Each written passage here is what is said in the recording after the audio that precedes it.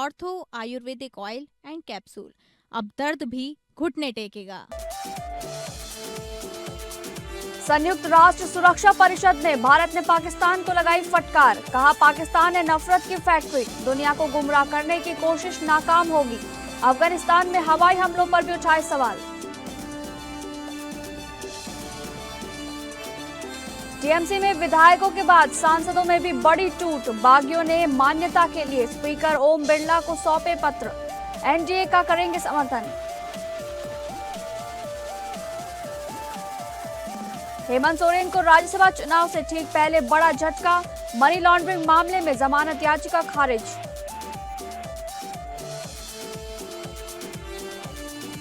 Patna civil court से Khan sir को बड़ी राहत। फायरिंग मामले में गिरफ्तारी पर लगी रोक। सुरक्षा कर्मियों की नियमित जमानत पर भी हुई सुनवाई। कोर्ट ने मांगी केस डायरी।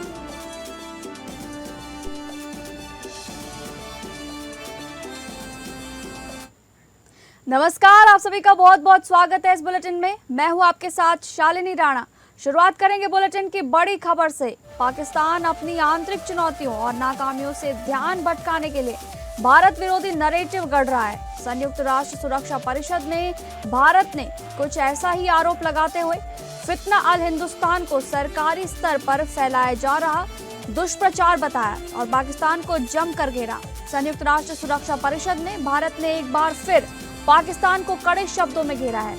अफगानिस्तान की स्थिति पर आयोजित बैठक के दौरान भारत ने पाकिस्तान द्वारा इस्तेमाल किए जा रहे फितना अल हिंदुस्तान शब्द को सरकारी स्तर पर फैलाया जा रहा दुष्प्रचार और गलत सूचना अभियान करार दिया।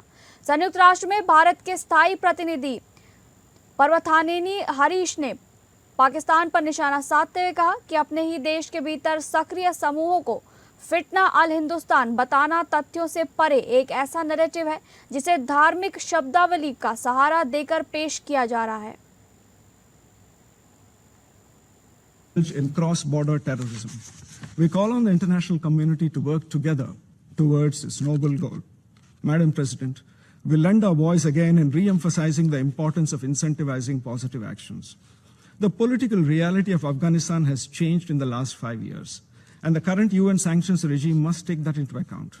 The UN and the international community need policy instruments that aim to benefit the people of Afghanistan and nudge policy in the right direction, rather than only wielding tools of punishment that are yielding diminishing returns. The international community must engage with all stakeholders across all formats. I thank you, Madam President. अगली बड़ी खबर, Iran के राष्ट्रपति Masoud Pezeshkian ने कहा है कि उनके देश की सबसे बड़ी प्राथमिकता राष्ट्र सुरक्षा और लोगों की शांति है। सोशल मीडिया पर जारी बयान में उन्होंने कहा कि ईरान अपने अधिकारियों की रक्षा मजबूती से करेगा और किसी भी धमकी के सामने पीछे नहीं हटेगा। पेजेश्कियान ने आगे कहा कि देश की ताकत सिर्फ रक्षा में नहीं बल्कि बातचीत में भी है।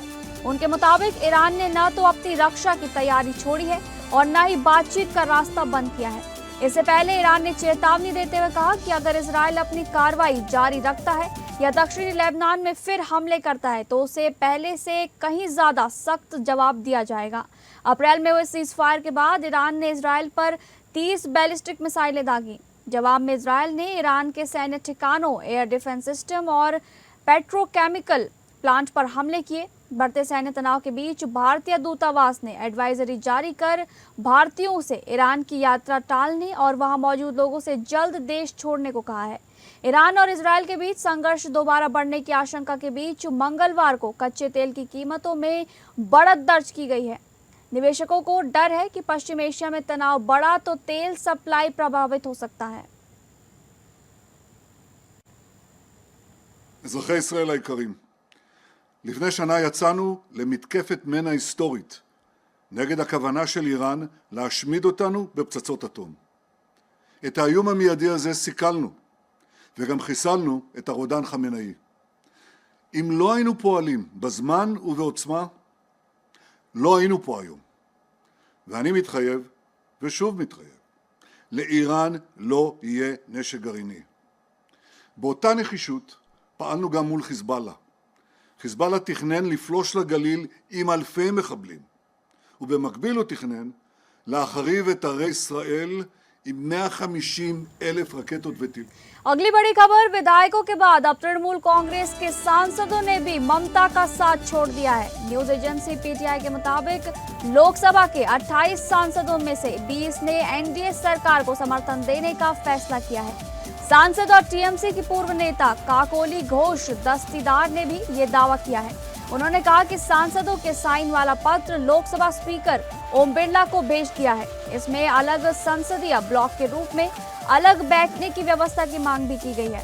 टीएमसी सांसद शताब्दी रॉय के घर बागी सांसदों की बैठक हुई। इसमें जून मालिया, बापी हलदार, अबू ताहिर खान और असित कुमार मल समेत कई सांसद मौजूद रहे। बंगाल के सीएम शुभेंदु अधिकारी भी उनके घर सांसदों से मिलने पहुंचे थे। इससे पहले इनमें से 11 सांसदों ने केंद्रीय मंत्री और बीजेपी के बंगाल प्रभारी भूपेंद्र यादव के घर पर मीटिंग की। इस दौरान बंगाल सीएम शुभेंदु अधिकारी भी इनसे मिलने पहुंचे थे। लोकसभा में टीएमसी के अभी 28 और राज्यसभा में 13 सांसद हैं। इससे पहले 3 जून को बंगाल के 80 में से 58 विधायक अलग गुट बना चुके हैं। इस गुट ने ऋतव्रत को अपना नेता बनाया है।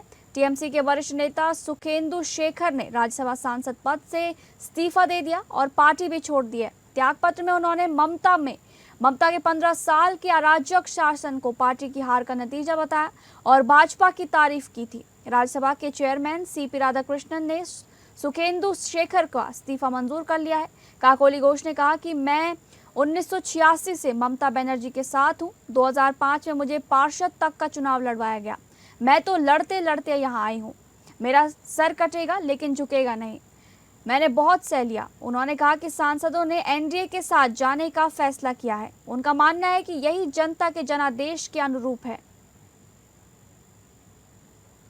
पूरा पार्टी टूट जाएगी, पूरा पार्टी नहीं रहेगा, रहना नहीं चाहिए, क्योंकि जिस तरह पार्टी को चलाए हैं, जिस तरह सरकार को चलाए हैं और जिस तरह स्कैम, करप्शन, घोटाला, जिस तरह सबको अपमान किया है, अपमानित तो हुए हैं, और जिस तरह पश्चिम बंगाल के जनता जनार्दन ने अपना राय दिए है इस तृणमूल का खिलाफ, ममता सरकार के खिलाफ, पार्टी को रहना नहीं चाहिए। राजनीतिक पार्टी नहीं है। हम एनडीए को समर्थन देने के लिए चिट्ठी लिखा अध्यक्ष महोदय का, और हम तृणमूल का ही है, लेकिन नाराजगी हमारे बंगाल में जो मतदाताओं ने जताया उसके सहमत होके मतदाताओं के साथ दिया है।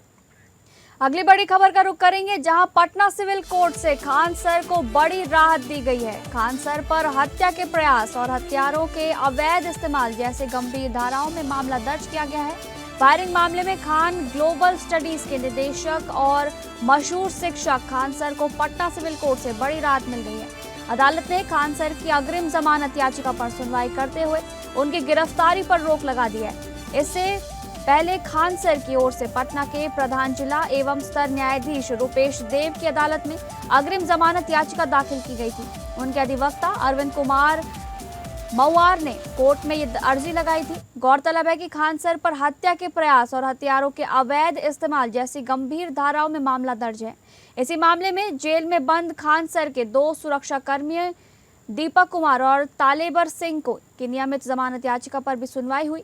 उनके वकील अरविंद मऊआर ने प्रथम श्रेणी के न्यायिक दंडाधिकारी अनुराग वर्मा की अदालत में अपनी दलीलें पेश की। इस दौरान अदालत ने मामले से जुड़े सबूत पेश करने के निर्देश दिए हैं। कोचिंग संस्थानों के बीच उपजे विवाद और गोलीबारी के मामले में अदालत ने पुलिस से केस डायरी और जख्म प्रतिवेदन तलब किया है। ऐसे में आपस में देखिए तो दोनों तरफ से पुलिस प्रशासन से ही निवेदन है कि गिरफ्तार करने से अच्छा है कि दोनों तरफ से मामला को शांत कर दिया जाए। ऐसे में स्टूडेंट जो बाहर से पढ़ने के लिए आया है उसको परेशानी हो रही है। ऐसे अभी एग्जाम उन लोग का होने वाला है बिहार पुलिस का, तो प्रशासन से इसी निवेदन है कि वो गिरफ्तार ना कर मामला को शांत करे और जो कार्रवाई उसके हाथ में है, जो ये पथराव किया गया है खान सर के ऊपर, वैसे माफियाओं को गिरफ्तार कर उसके जो सजा है वो अपने कार्रवाई के हिसाब से। खबरों के सिलसिले में आगे बढ़ेंगे। झारखंड के चर्चित बड़गाई जमीन मामले में मुख्यमंत्री हेमंत सोरेन को बड़ा कानूनी झटका लगा है। रांची स्थित पीएमएलए कोर्ट के विशेष न्यायाधीश योगेश कुमार की अदालत ने उनकी ओर से दायर जमानत याचिका खारिज कर दी है। अदालत ने कहा कि मामले में उपलब्ध साक्ष्य, दस्तावेज और गवाहों के बयान प्रथम दृष्टया सुनवाई योग्य है, इसलिए आरोपों की जांच मुकदमे के दौरान की जाएगी। ईडी का आरोप है कि बड़गाई मौजा स्थित लगभग 8.86 एकड़ भूमि से जुड़े कथित अनियमित लेन देन और दस्तावेज हेरफेर की जांच के दौरान कई महत्वपूर्ण साक्ष्य सामने आए हैं। विशेष पीएमएलए कोर्ट ने अपने आदेश में कहा कि डिस्चार्ज याचिका पर सुनवाई के दौरान साक्ष्यों का विस्तृत परीक्षण नहीं किया जाता। इस स्तर पर केवल ये देखा जाता है कि अभियोजन पक्ष द्वारा प्रस्तुत सामग्री आरोप तय करने के लिए पर्याप्त है या नहीं। अदालत के अनुसार ईडी द्वारा प्रस्तुत दस्तावेज, परिस्थिति जन्य साक्ष्य और गवाहों के बयान प्रथम दृष्टया मामला बनाते हैं। ईडी की जांच में भूमि से संबंधित दस्तावेजों, रजिस्टरों और अन्य अभिलेखों की जांच की गई है। जांच के दौरान राजस्व उप निरीक्षक भानु प्रताप प्रसाद के पास से 17 मूल रजिस्टर और भूमि से संबंधित कागजात बरामद हुए थे। जांच एजेंसी का दावा है कि भूमि के कब्जे, नियंत्रण और उससे जुड़े लाभार्थियों को लेकर पर्याप्त सामग्री एकत्र की गई है। अदालत के इस फैसले के बाद ईडी के मनी लॉन्ड्रिंग जांच से जुड़े इस मामले में सुनवाई का अगला चरण शुरू होगा। बड़गाई जमीन मामला झारखंड की राजनीति और प्रशासनिक हलकों में लंबे समय से चर्चा का विषय रहा है। इस मामले में हेमंत सोरेन को मुख्यमंत्री का पद छोड़ना पड़ा था और उन्हें ईडी ने न्यायिक हिरासत में लिया था।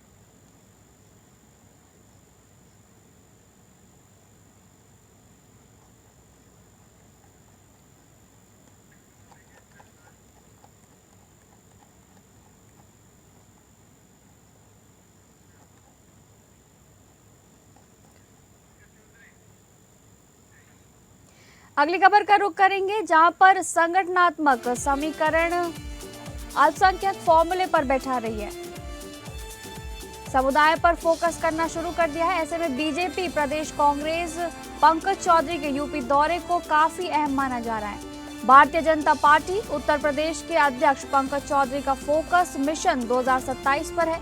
उत्तर प्रदेश विधानसभा चुनाव की घोषणा से पहले सभी 75 जिलों के संगठन को मजबूती देने के लिए पंकज चौधरी जल्द ही प्रदेश का दौरा शुरू करेंगे।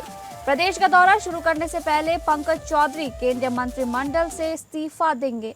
नरेंद्र मोदी सरकार में वित्त राज्य मंत्री पंकज चौधरी अभी लगातार दिल्ली और लखनऊ के बीच दौरा कर रहे हैं।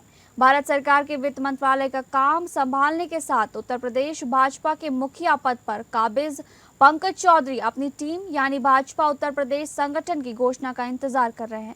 भाजपा के शीर्ष नेतृत्व से उत्तर प्रदेश की पूरी इकाई घोषित होने के बाद से पंकज चौधरी का काम और दौरा प्रदेश में काफी बढ़ जाएगा। पंकज चौधरी भाजपा उत्तर प्रदेश की इकाई की घोषणा से पहले ही मंत्रालय का काम छोड़ने का मन बना चुके हैं। योगी आदित्यनाथ सरकार ने भी पंकज चौधरी को लखनऊ का लाल बहादुर शास्त्री मार्ग पर आवास आवंटित कर दिया है, जिससे कि उनको स्थायित्व मिले। यह लखनऊ प्रवास के दौरान काफी काम अपने सरकारी आवास से भी निपटा रहे हैं।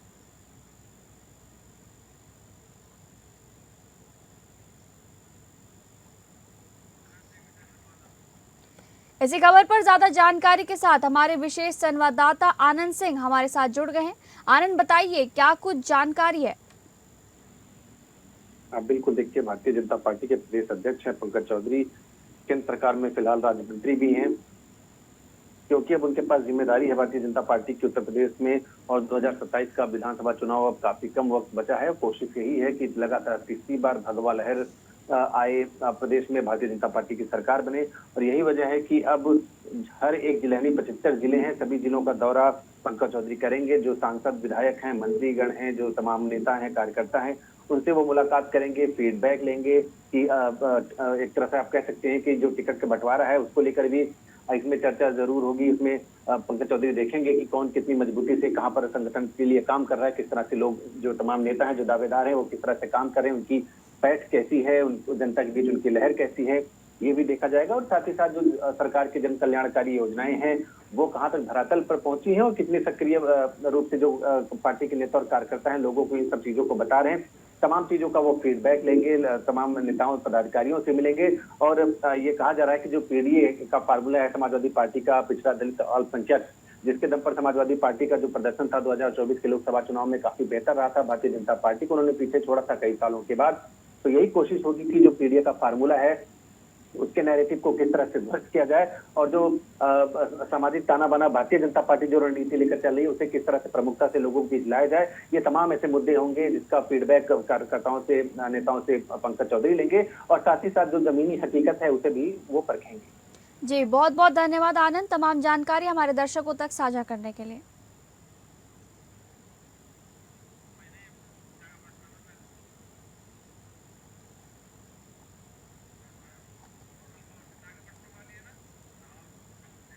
अगली खबर, आंध्र प्रदेश के विशाखापट्टनम स्थित स्टील प्लांट में बड़ा हादसा हो गया।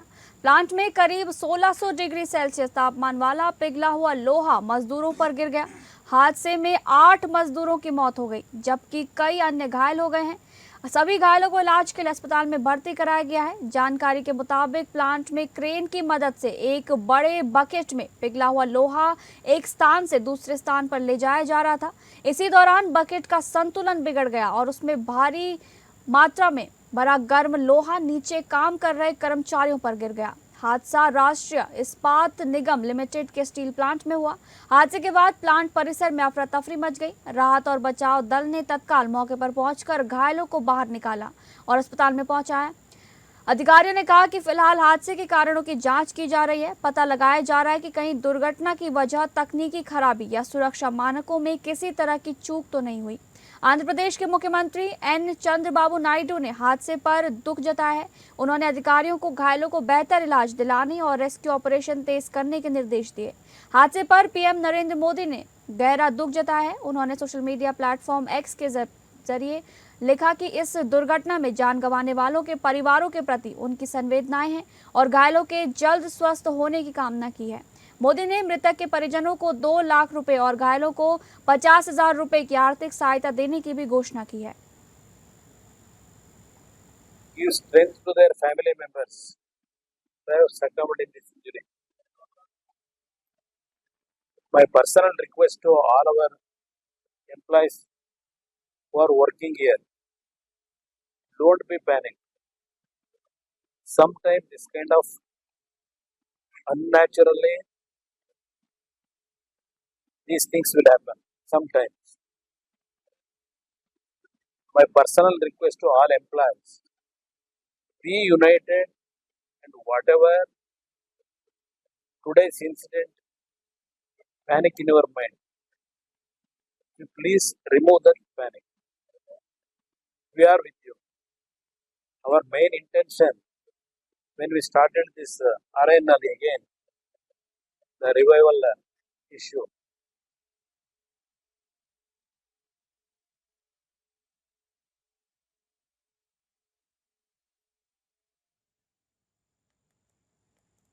आपको बता दें, विशाखापट्टनम में बड़ा हादसा हुआ है जहां पर कई मजदूरों की दर्दनाक मौत हो गई है।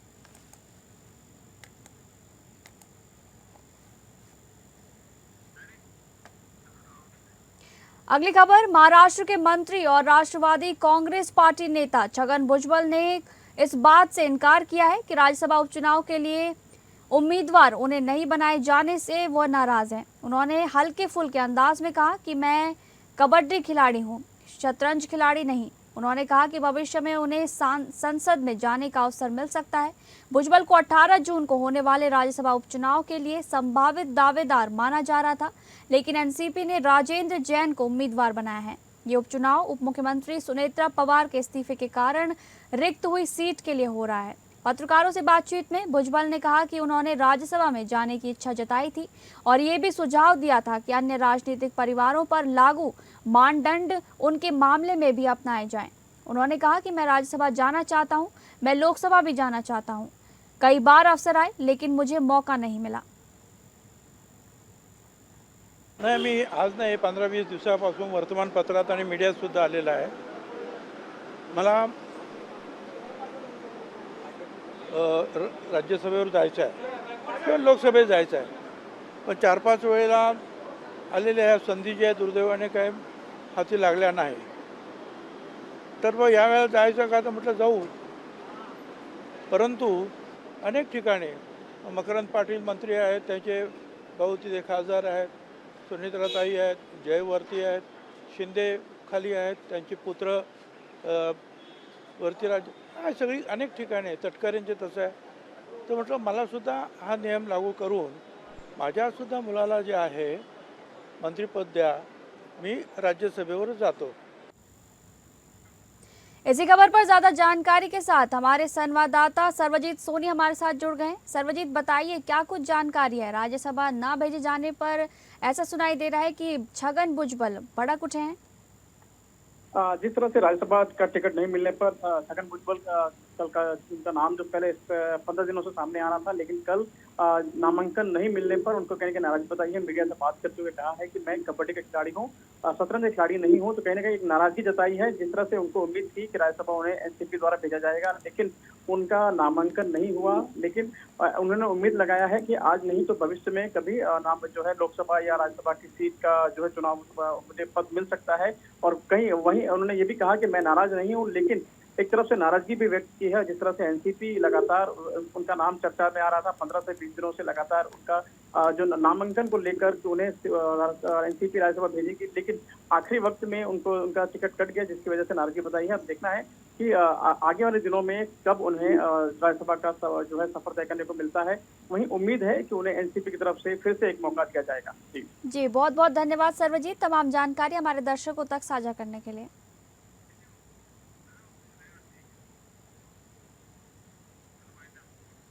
फिलहाल इस बुलेटिन में बस इतना ही। नमस्कार।